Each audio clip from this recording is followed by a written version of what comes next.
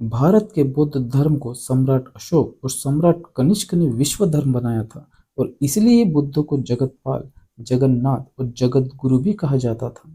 और यही कारण है कि बुद्ध जैसे पुरुषोत्तम को जन्म देने वाली माता महामाया को जगत की माता यानी जगदम्बा कहा जाता था। मगर ब्राह्मणवादियों ने बड़ी ही धूर्तता और चालाकी के साथ विश्वव्यापी बुद्ध का नाम बुद्ध की ही भूमि भारत से मिटाने के लिए उन्हें अलग अलग नामों और रूपों में पूजना शुरू कर दिया था।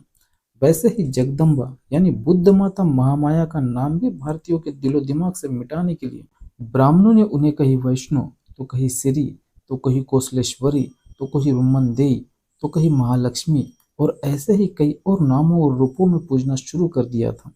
मगर सत्य तो सत्य ही होता है और वो आज नहीं तो कल बाहर आ ही जाता है।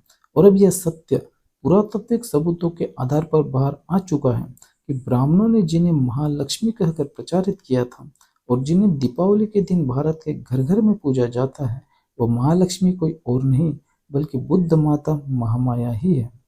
और अगर हम प्रतीकों या चित्रों के माध्यम से इतिहास की खोज करें तो दिवाली के दिन जिस चित्र की पूजा की जाती है उसके अनुसार गणपति या बुद्ध पिता शाक्य गण के नायक शुद्धोधन ही है।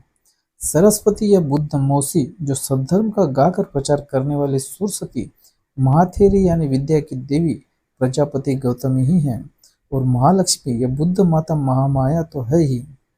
चित्रों या प्रतीकों के इतिहास से भी यह बात सिद्ध हो जाती है कि पौराणिक महालक्ष्मी या ऐतिहासिक महामाया ही है, पौराणिक सरस्वती या ऐतिहासिक महाप्रजापति गौतमी है और पौराणिक गणपति या ऐतिहासिक शुद्धोधन ही है। ब्राह्मणों ने षड्यंत्र के तहत ऐतिहासिक पात्रों के नाम और रूप को तो बदल दिया था, मगर मूल निवासियों द्वारा पूजा तो बुद्ध और बुद्ध इतिहास के नायक और नायिकाओं को ही जा रहा था। इसलिए इस बात को नकारना मूर्खता ही होगी कि वर्तमान में जिन्हें हिंदू कहा जाता है वो पूर्व के हीन यानी बौद्ध ही है। भारत ये बुद्ध भूमि थी, है और हमेशा ही रहेगी।